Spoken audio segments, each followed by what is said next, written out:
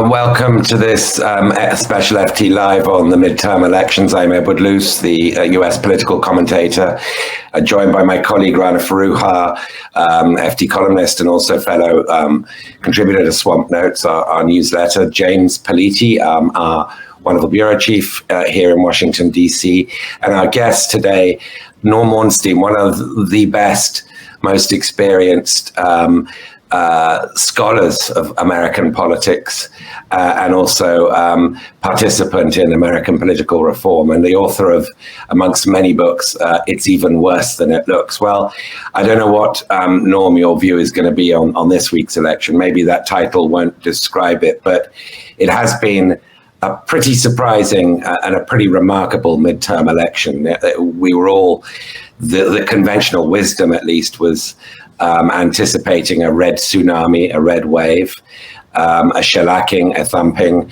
And what we've seen is something quite different, the least bad performance by a president in the midterms for 20 years, the least bad by a Democratic president for 40 years.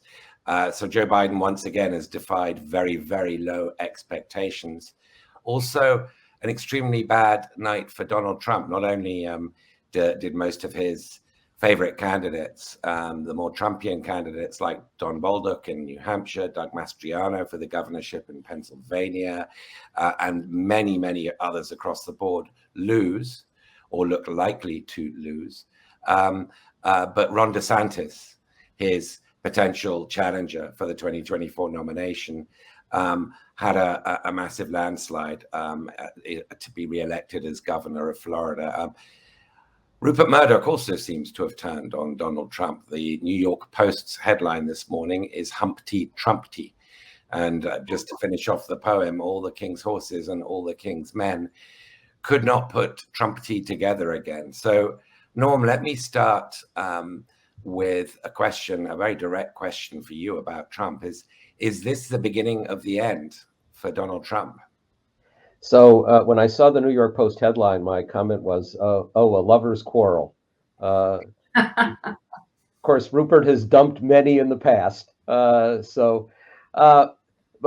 this is a really bad time for Trump. And we saw this on Fox and other places, even on Fox, that they were saying on election eve where they had expected this red tsunami, that Trump was to blame. Trump himself had said, if we win, you can thank me. If we lose, blame somebody else, which was classic Trump. But we also have to keep in mind what's lurking in the background here, Ed. It's not just whether Republicans have decided that he is a drag on their chances rather than a boost, but we've got indictments looming, many indictments looming. Georgia, to start with, and from everything we know about what Fani Willis, the prosecutor in Fulton County, Georgia, has said and done, probably fairly quickly there. The Justice Department has moved slowly, but almost certainly we will see indictments there. We know in New York that they've basically taken over his business, and it's quite possible that the Trump organization will be dissolved. Trump is on a downward slide into some very bad things and very bad times. But Trumpism is still not dead. And that's the important part of this, Ed. If somehow Donald Trump just disappeared from the face of the earth tomorrow, the pathologies in the American political system are there, and they're in many ways more dangerous. And we can talk about that more. In spite of an election that, as you said, was a stunningly good one in perspective for Joe Biden and his presidency, although we're going to talk about the bumps in the road that will follow from that. But we may still see Kari Lake, one of the most dangerous election deniers, win a governorship in Arizona. We've got some other races that are hanging in the balance. The cultural problems, the divide in the country is still great enough that I'm not getting the good night's sleep that I'd hoped I would, even after an election that turned out to be less dangerous than we had thought.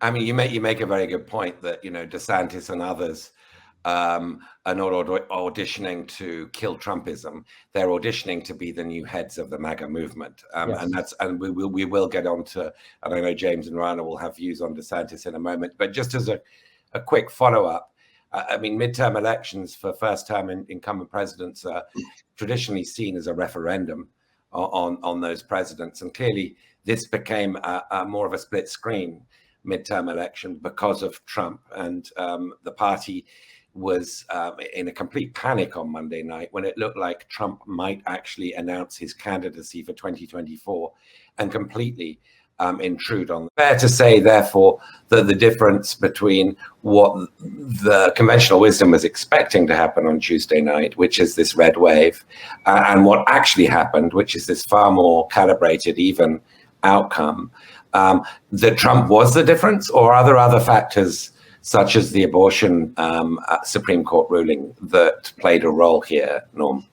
There are definitely other factors. And I think, the conventional wisdom believed that with Biden's approval rating in the low 40s, with a number of polls showing that the top issues were inflation, the economy, and crime, that the other things wouldn't matter. But those other things, starting with the Dobbs decision and the abortion issue, including what now for a lot of Democrats and independents was a concern over the radical direction that the Republican Party had taken. A substantial turnout among younger voters, more than we had expected, which I think was driven significantly by the abortion issue out there. All of that made a difference and turned it into a different kind of election. And I think, we can talk more about the realities that it's not a uniform national result. Florida going dramatically further in a red direction. Ohio, where you had a Senate candidate, a Democrat, Tim Ryan, who ran the best campaign of anybody this time against a J.D. Vance, who ran a horrible campaign and who's a horrible person. But Vance still won pretty comfortably because it's still a tribal world, and Ohio, which was once a swing state, is becoming firmly Republican as well. While we saw dramatically different results in places like Michigan, Pennsylvania, and in Minnesota. It's not clear that there is a national set of issues themselves that can explain everything.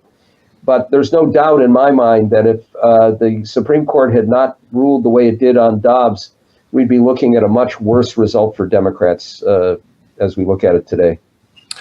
So you mentioned Florida, Rana. I know you've also been paying attention to the pretty extraordinary Republican performance there. No longer a swing state. It's very clearly a red state now, as Ohio is. One of the silver linings, perhaps, and you and I have talked about this and written about this, is to America's political polarization, is that the racial polarization isn't as great. You do have a lot more Hispanics voting, Republican, and you even have some African Americans moving over into the Republican column. But this is particularly true for Hispanics in Florida.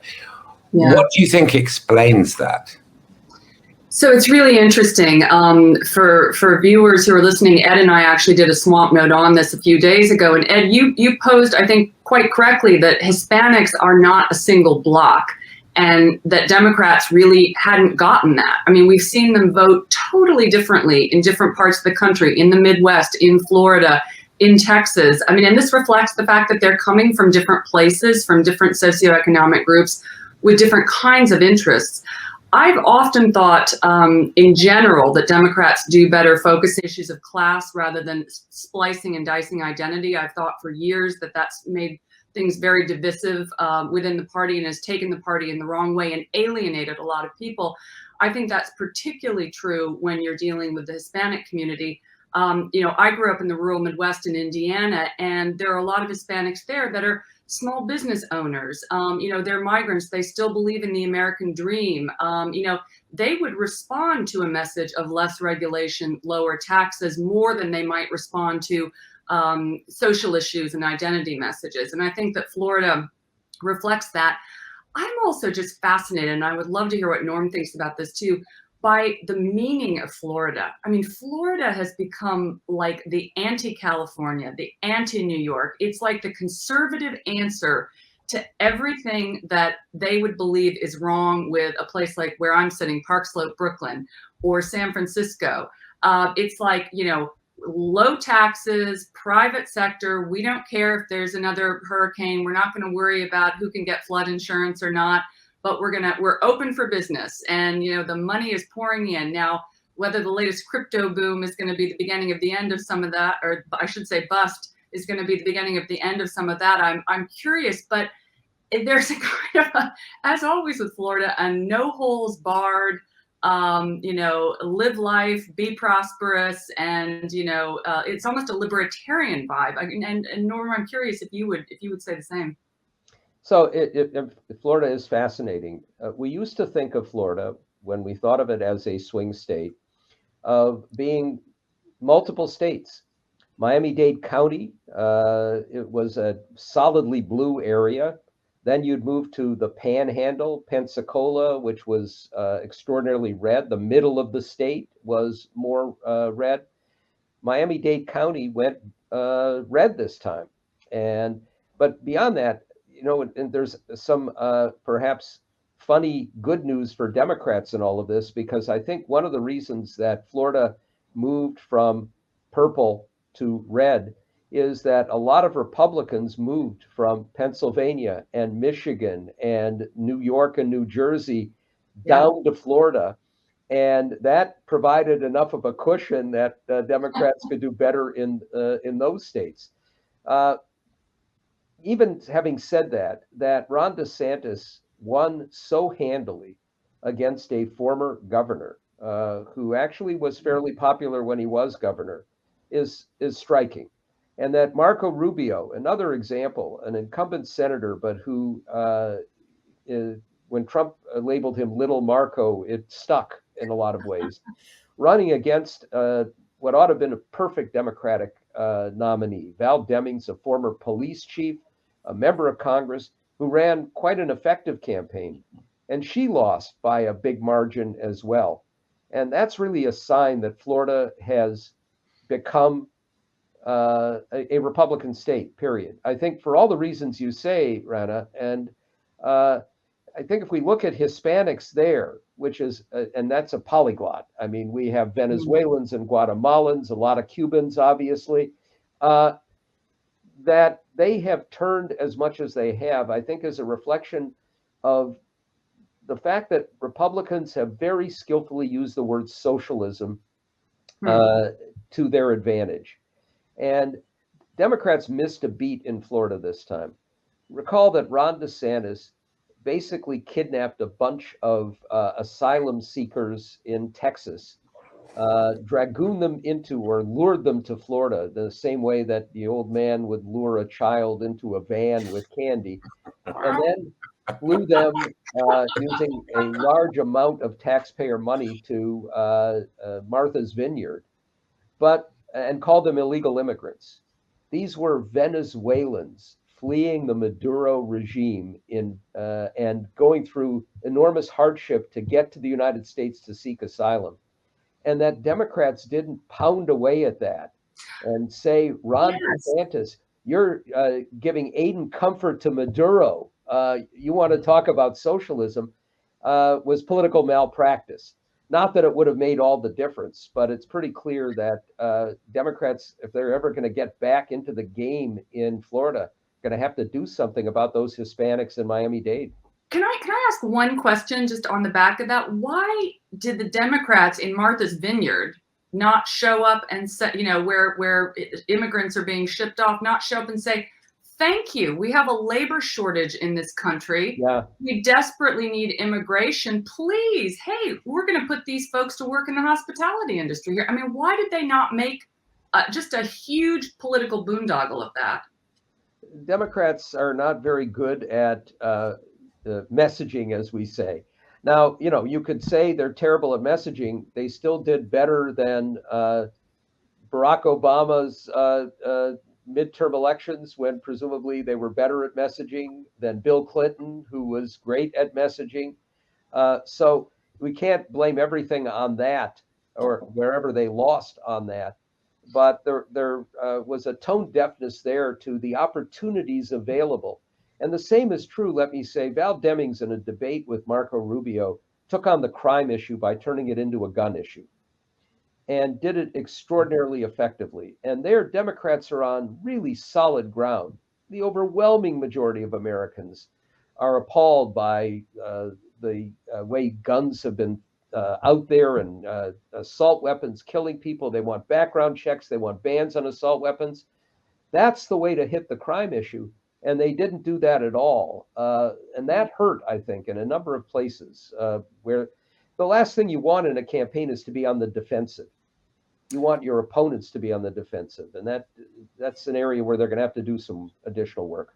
So a very good point. And with all these instances of democratic malpractice, to still get this result does bring us back to Donald Trump, I think. And James, you've been traveling a lot around the campaign trail to the swing states. You've seen Trump, you've seen DeSantis.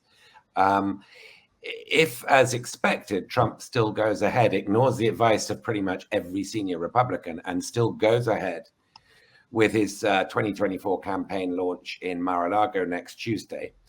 And I guess, knowing what we know about Trump and his stubbornness and his pride, it's likely he will go ahead.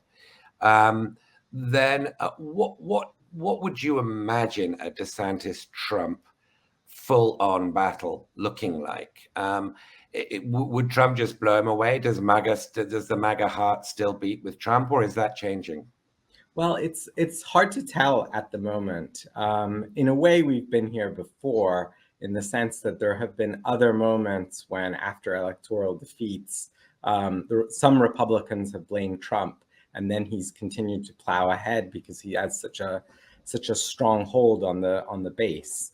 The latest kind of polling out from Morning Consult this morning showed that Trump still has over 50% of support for 2024 nomination, compared to DeSantis, who has edged up but is about roughly half that level. And you can see how a sort of sustained campaign by Fox and sort of the Murdoch media and the sort of conservative universe to get rid of Trump, in a certain sense, could have an impact on those numbers and really elevate DeSantis. But I think that there's still a question about whether DeSantis will really survive the first, big contacts with Trump. And we saw, there was a first swipe from Trump over the weekend, calling him Ron DeSanctimonious. That didn't really seem to stick on Tuesday, but too many syllables, Ron. And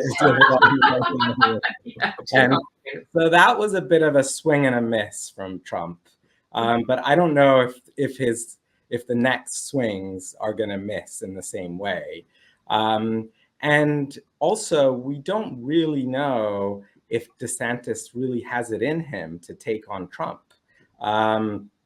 He's had opportunities in previous moments over the course of the year to really criticize Trump or to sort of take him on, such as the Mar-a-Lago raid, the January 6th hearings. He could have tried to, sort of hit him a little bit when he was down, and he declined to do that. And he's been sort of biding his time, maybe wisely picking his moment. But we don't know really if DeSantis has the fight in him to go after Trump head on. And, he still hasn't formally announced his candidacy. There are super PACs, donors who are kind of egging him on, trying to get him to make the first move. Maybe he's waiting for Trump to implode a little bit before kind of going after him.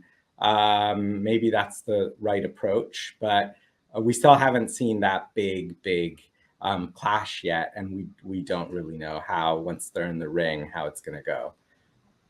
Okay, I mean, Norm, I'd like your thoughts on that, whether DeSantis has got the mojo. I mean, it seems to me, though, while agreeing with everything that James just said, that Trump might be putting him in the race by himself. DeSantis is being attacked so frequently and viscerally, and there's that sort of tone of menace that Trump has when he targets a rival, that DeSantis may have no choice but to be his rival. He's being attacked. Norm, I'd be interested in your thoughts on that, but also on your thoughts about Biden's declaration for 2024. He obviously looks stronger now.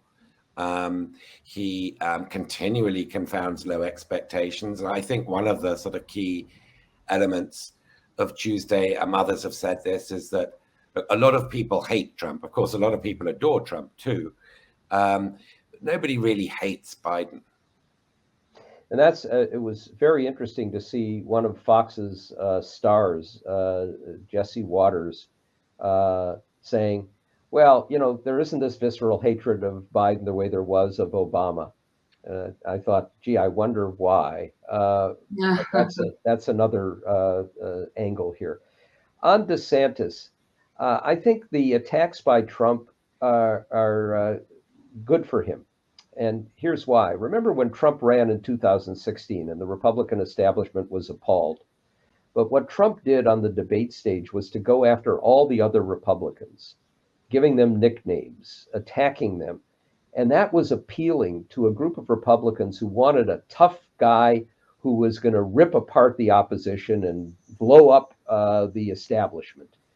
Ron DeSantis, despite doing some really horrific things in Florida, has had this popularity there, I think in part because he's seen as being tough.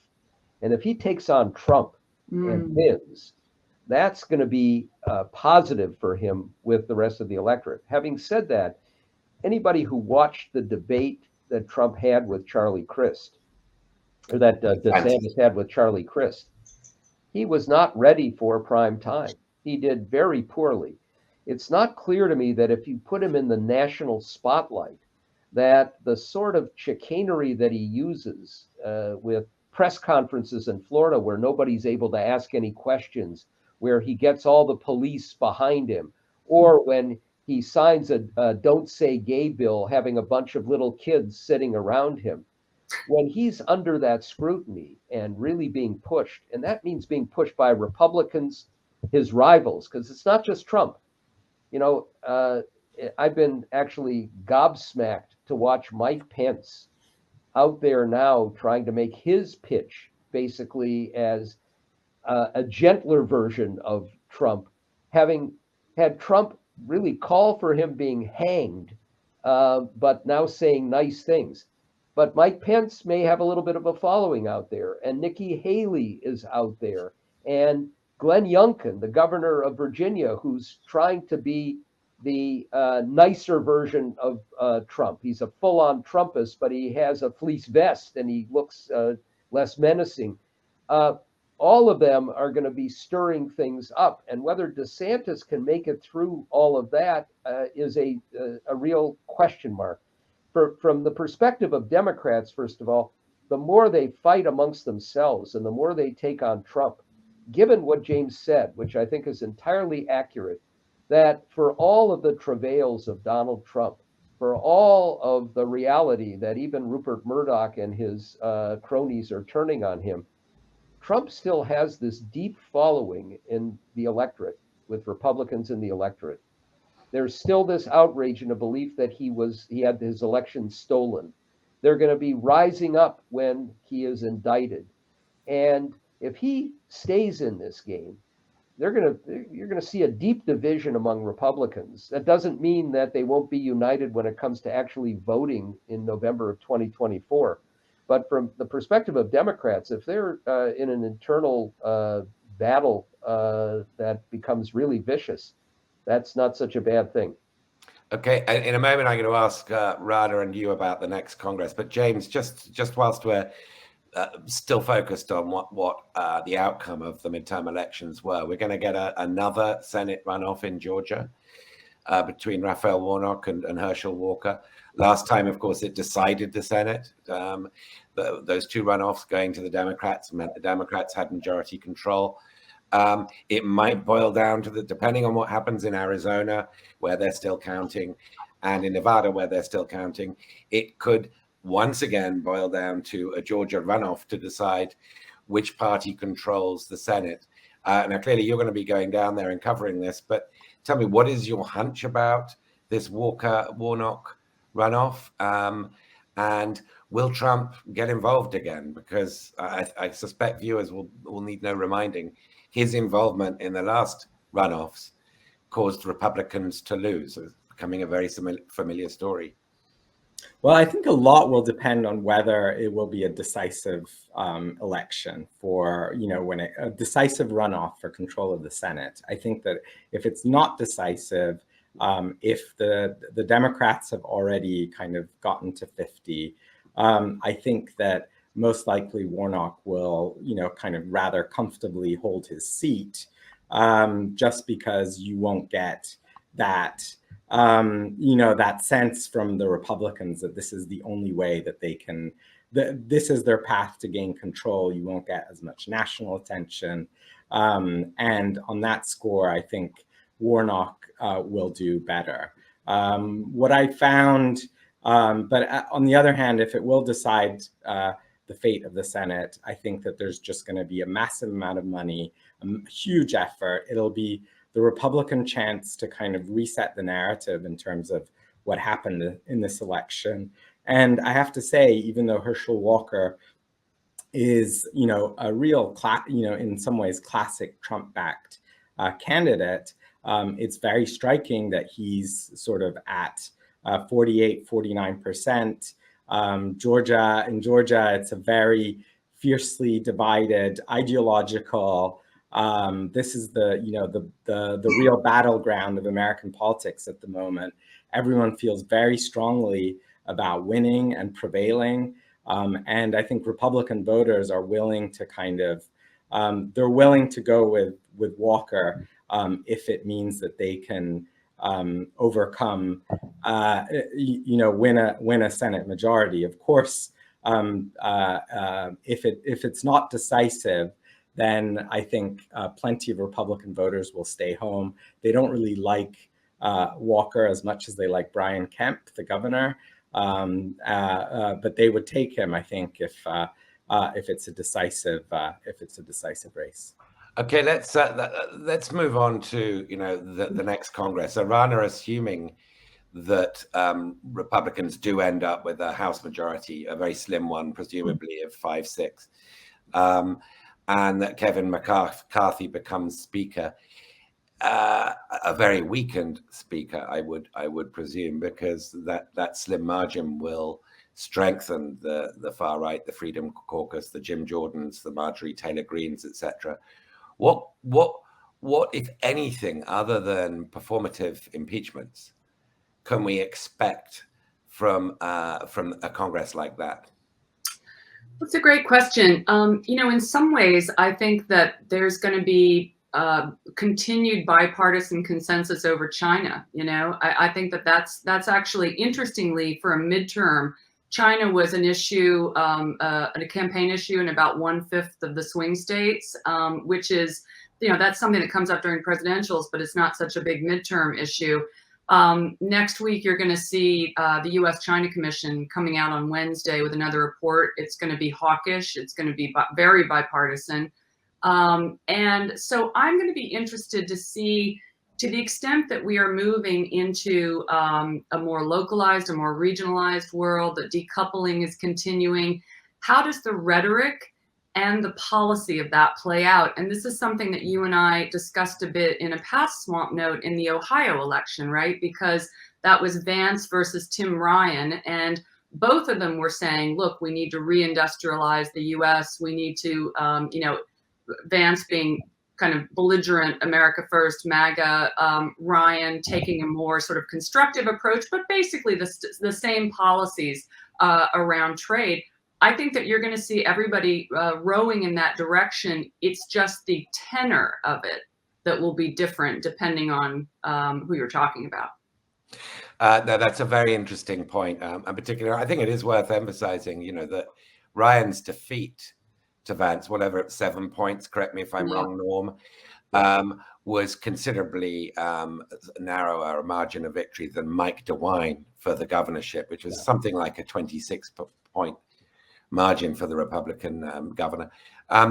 So Norm, Kevin McCarthy, I mean, you are one of the leading experts on Congress in the world.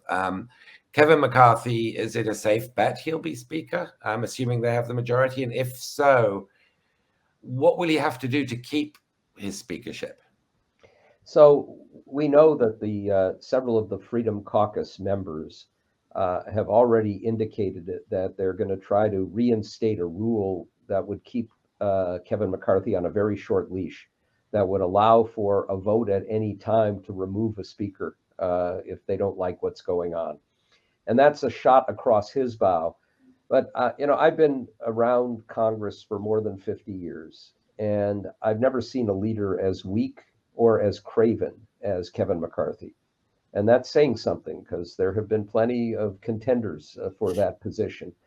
He achieved his position not because of his tactical brilliance, of his depth of knowledge, but because he was one of these people who kept tabs on all of the members, knew the birthdays, would send cards when their kids graduated from school or won a medal in an athletic competition.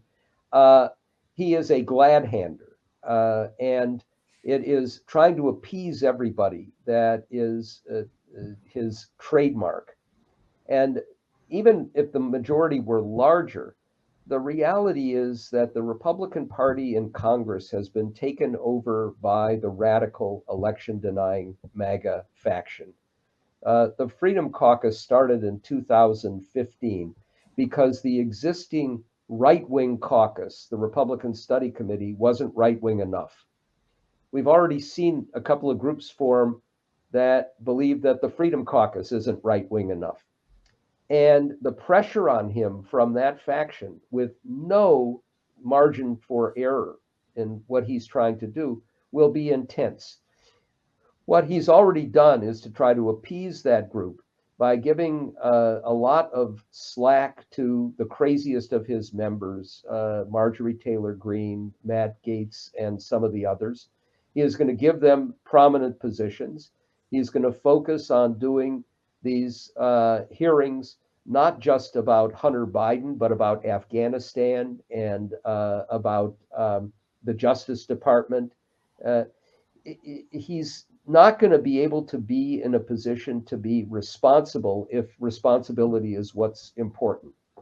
And as you and I have talked before, Ed, and as I've written, my greatest fear is that if you have a divided government, you don't have the power to enact legislation yourself. You can use the investigative tools to drive the other side crazy and to bring them to their knees.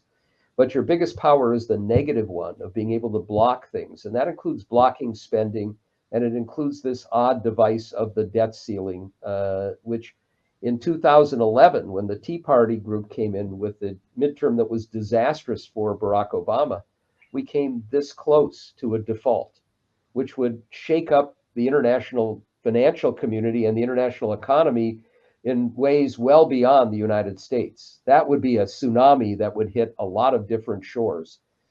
And I'm not sure that they're going to be able to avoid it. And what we have to keep in mind is next Congress, where we are very likely to have that narrow Republican majority in the House, potentially in the Senate, that's the 118th.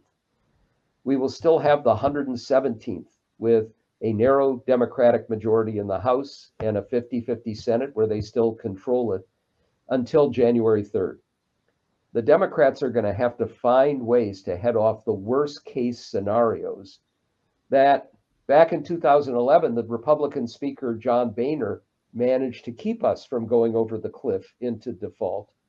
Kevin McCarthy couldn't do that. And so there's going to be a big burden on Nancy Pelosi and Chuck Schumer during this period of time, if the Republicans somehow take the Senate in early December with that race in Georgia, then there will be no confirmations of judges or executive appointees for Joe Biden for 2 years. And if he wants and needs somebody in a cabinet post, for example, if it's vacated, they're going to try and hold that hostage and blackmail him into doing things that he doesn't want to do. So they're going to have to work night and day through December to be able to head off some of the worst things. And whether all of those Democrats in the Senate, you need every single one who want to take time off before they start the next time around, are going to be willing to do that, is another challenge. Biden's got plenty of headaches ahead. It was a wonderful night for him in many respects, but we cannot ignore the traumas and dangers ahead that come even with a 2-vote Republican margin in the House. Ed, can I just amplify one thing that Norm said, because I completely agree with your point about the financial market fallout of the debt ceiling issues, and I think there's always fallout. This time around, it's going to be hyper amplified by the fact that there is already a huge issue in international markets about trust in the U.S. government, and you're seeing that in the volatility of the T-bill space. You're seeing that in growing concerns about the U.S. Fiscal position, particularly in the midst of decoupling, in the midst of, who knows what in Taiwan. So I think that it would have actually a really amplified effect this time. That's a very, very good point. And I mean, I've heard that as they're looking at a lame duck session between now and early January, Schumer and Pelosi, and James, I want you to respond to this, are thinking really of 3 priorities. First is to try and raise the debt ceiling now. The second is to try and pre-fund some of the Ukraine military and financial assistance, because the MAGA wing of the Republican Party is Putinista. A lot of it is pro-Putin. And then third is slightly more esoteric, but maybe more important than the first 2 combined, is to reform the Electoral Count Act, so that some of the discrepancies that led to or could lead to another January 6, 2021 are just ruled out. James, are you hearing these things? And do you think that passage of any one or all of those 3 in the lame duck session is realistic?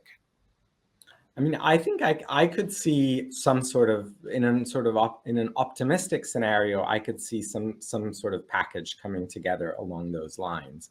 But there's the problem is that there's there won't be much time left, because I think they will want to wait, until after the Georgia runoff to make some kind of calculation actually about what they want to do and how they want to do it, what kind of compromises need to be made.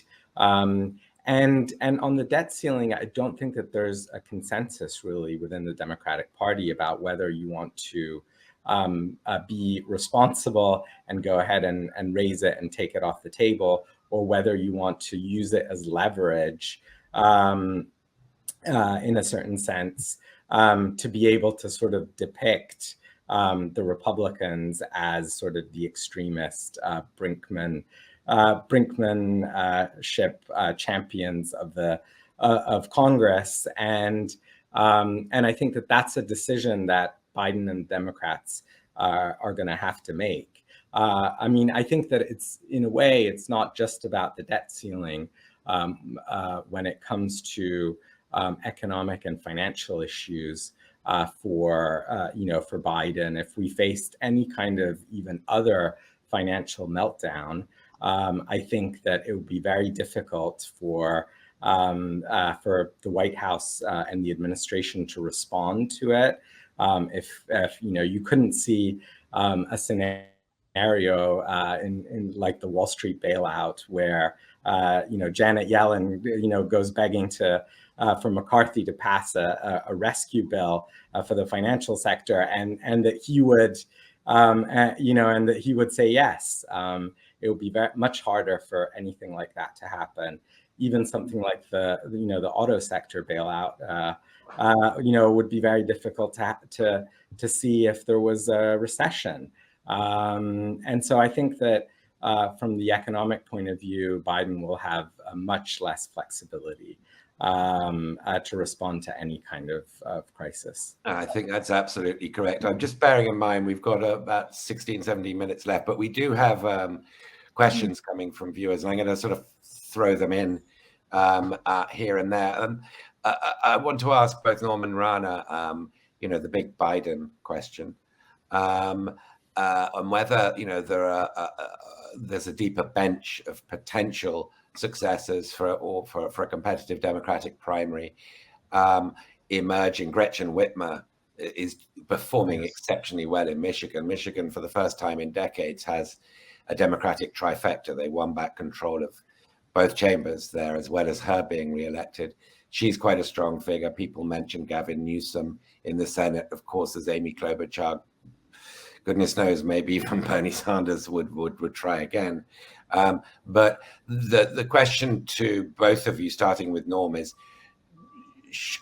will Biden declare his candidacy? Will he run again?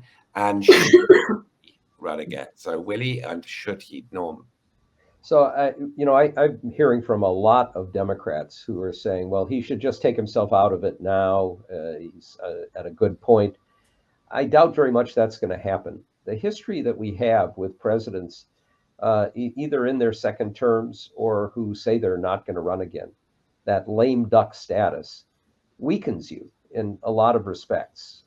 Now, he's going to have all these issues that we know with a divided government, but I would be skeptical, barring a health challenge that emerges, that he's going to announce anything one way or the other. And one of the reasons is that if you're not running, then everybody else comes right out of the woodwork to jockey for position, and you have big internal tensions that emerge. The Democrats have a dilemma here. If Joe Biden were to run again, and what happens in 2023 is going to have a lot to do with whether he's even in a position to be able to do that. He would be 86 at the end of his second term. That's pushing it, even in an era where 60 is the new 30 and 70 is the new 40. But 86 ain't the new 50. At the same time, you have an heir apparent. And the reality is that Kamala Harris, who is the first woman of color to be vice president, is not a strong presidential candidate. And if you have a bitter dispute among Democrats, and in the aftermath of the Dobbs decision on abortion, you bypass a woman and pick a man as your presidential candidate, at a time when you need a base that's enthusiastic, you're going to have a problem with a portion of your base. If you pick somebody who isn't a person of color at the same time, you're going to have a problem with another portion of your base. And you're going to have a lot of other contenders out there, including some very attractive ones. Pete Buttigieg, who ran the last time, has been a star for Democrats, appearing on Fox, doing, basically filleting the opposition there. And he's done quite well as the transportation secretary. You have Cory Booker, who ran the last time, who's an attractive person. I would say if Catherine Cortez Masto somehow pulls out this victory in Nevada, along with the fact that you have a Hispanic governor in New Mexico who's quite attractive, who just won re-election again, that there are going to be a lot of potential contenders. But you're going to have a bitter internal contest, which is not anything that you want either. So both parties have succession issues here, with Trump on the ropes, with Biden in his 80s. I would be surprised, though, if Biden took himself out of the running before late next year at the earliest. That's interesting. Rana, let me just pick up something that Norm just said about Kamala Harris's weakness and what that might portend in terms of the identity dimension to a new Democratic nomination contest. I mean, that is, of course, the Achilles heel of the Democratic Party, as well as its strength. Right. What do you feel about that? Well, it's interesting because Kamala gets right at both the identity issues and the failure of Democrats to really hold working people. I mean, Kamala really identifies much more with the sort of middle of the road corporatist wing of the party. I mean, that's sort of where she came up, and she took some flack in the beginning for that. I was hopeful that she would be a stronger candidate. I don't think she is. I would go with Norm and say that, I think Biden should run. I think that he is absolutely the guy that still, even as he presents today, and barring, as you say, any other kind of big health issue, that can win right now against, I think, either Trump or DeSantis. But I would love to see him do it with a different Veep. I would actually go with Pete Buttigieg, because I think that he hits some of the diversity issues. Actually, he's a married gay man. He's a veteran. He hits to a lot of fields. He's a good messenger, but he's also really strong on policy. I think nobody wants to see Biden going into this next election without a really safe pair of hands that represents something meaningful about the Democratic transition to a younger generation of politicians. James, do you share that? I mean, it seems like both Norm and Rana think that he should run and will run. Now, I know as a reporter, you're more cautious about answering should questions, but can you give your take? I think the Pennsylvania results was very important for Biden. I think that he campaigned there. He's from there. His wife, Jill, is from there. He said it's close to his heart. It's the place that he went like 20 times over the past 3 months. And to see Fetterman, who was kind of in a bit of trouble the last few weeks, actually win pretty comfortably, I think will be a huge boost to Biden as he looks at 2024. And it's I felt like it was kind of reflected in the way he talked about it yesterday, saying, watch me, I'm going to go for it. And he said he was going to talk about it with Jill between Thanksgiving and Christmas, once they had a little bit of downtime. So it looks like he's definitely feeling emboldened. On the other hand, it's also true that the exit polls showed that 66% or more, like more than 2/3 of Americans, think that he should not run and don't want him to run. And so I think that he has left a bit of an opening to sort of, make a decision the other way around. And he'll have to consider the fact that he is still quite unpopular, and that it could be a bit of an uphill struggle. And if he decides to run, he's going to have to face a lot of criticism in 2023 and beyond, that maybe he's actually not up for it. And his legacy might end up, losing to Trump or losing to DeSantis at the end of the day, which could be quite bruising, because for now he's the one who beat Trump and did better than expected in the midterms. I give you first prize for understatement.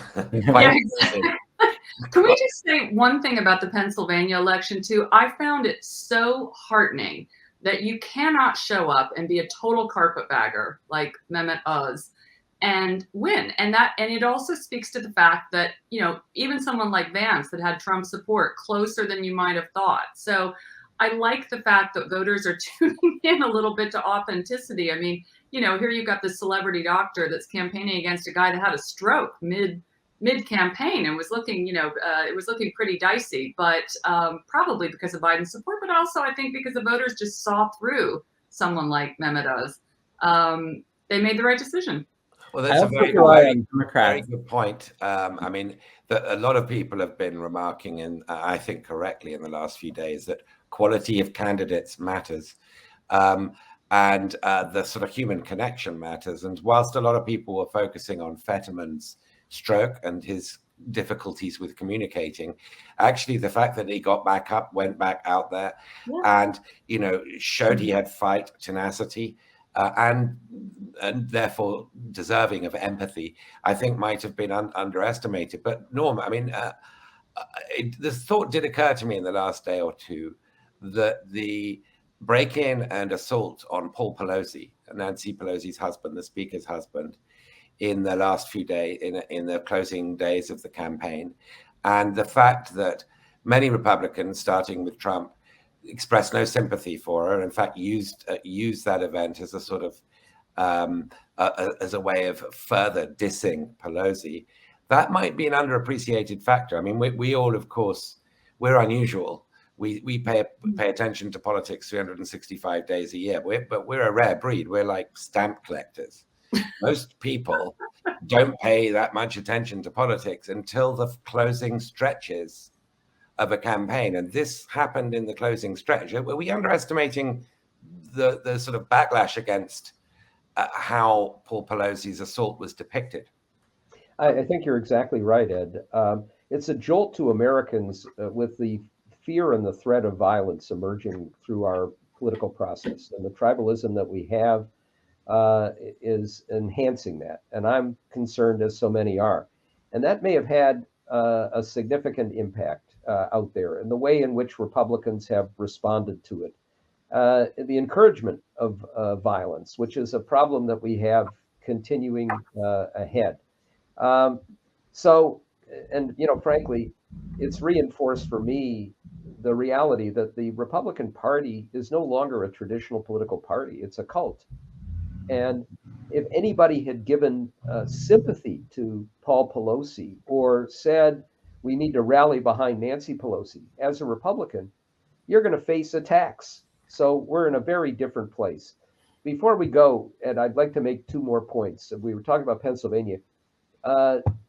Viewers, listeners should keep their eyes on Josh Shapiro, who won overwhelmingly as the governor of Pennsylvania, who actually is another one of those young, up-and-coming people. He's not going to be a presidential candidate in 2 years, but there's some talent on the bench there as people move forward. And then we haven't talked enough about the other implications of a even narrow Republican majority in the House, including, I think, what will be of interest to FT readers, foreign policy. We're going to have Republicans in the House who are going to try to interfere as much as they can with Biden's foreign policy. They're going to use the Afghanistan hearings to try and tie down Tony Blinken and others in the State Department. They're going to use the power of the purse to cut back on diplomacy, not just aid to Ukraine. We're probably going to see Republicans in Congress go overseas and try to undermine Biden's ties to our alliances. There are obviously, as you said, a bunch of Putinistas there. So there are headaches that emerge, even with an election that was far better than expected for Democrats. And they're going to have to do some very heavy lifting here to make sure that they can keep everybody on track and moving forward with the policies that they want when they're going to be undermined to some degree from within. We have got 4 minutes left, so I'm going to ask each of you to give a 1 minute answer to the following question. And Norm, thank you for pointing out, FT readers, I mean, we're a global newspaper. And this isn't just an American event. This has great implications for everyone else. So each of you, starting with James, what should America's allies and partners take from this election? What do you think is significant for them? I think what's significant is that there is a backlash to Trumpism. So the 2024 election will not necessarily yield a return to Trump. There's a big kind of red ocean out there, but there's also a very big blue ocean out there, and I think that's very important to keep in mind. American democracy is unsettled, but it's continuing to sort of churn and produce sort of outcomes that maybe give some hope that the decline isn't sort of a permanent feature. Rana. That's a great question. I think that allies, overseas readers, listeners, sometimes don't understand deeply enough that there is rhetoric that has to be put forward in the U.S. at this moment some of the America First stuff, even the Buy America stuff from the Biden administration, which is much fuzzier around the edges than you might imagine. It's basically Buy America and 60 allies. That the rhetoric is important for Democrats who have lost working people. And if you don't want to see Trump in office, you have to be a little more patient with some of the rhetoric and look at the real policies underneath it. And I'm hopeful that this is a moment, particularly with the US and Europe, that there could be a little more coming together. I would love to see, Macron on his upcoming state visit in December, really get together with Biden. Let's do some horse trading. Let's get on the same page with climate. Let's look at the low-hanging fruit. Let's quit bashing, the U.S. for EV subsidies. Hello, Germany. Plenty of auto subsidies there. Plenty of agricultural subsidies in Europe. Let's get real about politics and policy and get on the same page. Norm, the last word to you. So we can breathe a sigh of relief momentarily that the march towards the Orbanization of America has been halted for now. But we also, for those all around the world, if Trump is fading, Trumpism is not.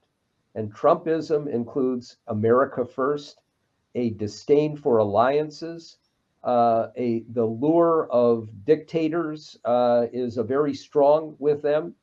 We have to guard against that as best we can, but everybody should prepare for the possibility of a future where America's role in the world is curtailed. The Reagan wing of the Republican Party is not consequential anymore. And that means that our allies have to do more, anticipating the possibility that we may not have the same kind of strong American leadership that the world, I believe, needed and has come to rely on. Well, thank you. I saw one reader comment, and I apologize for not getting through so many of them, but one saying, we wish this could have gone on for 2 or 3 hours, this fascinating discussion. I agree with that. Thank you to all four of you, James, Rana, Norm, and his dog. Henry, who deserves a shout out, I Henry. think. Thank you, all of you. It was a really, really substantive, useful discussion, which I greatly enjoyed. Thanks, Ed. Thank you, Ed. Thanks, Ed.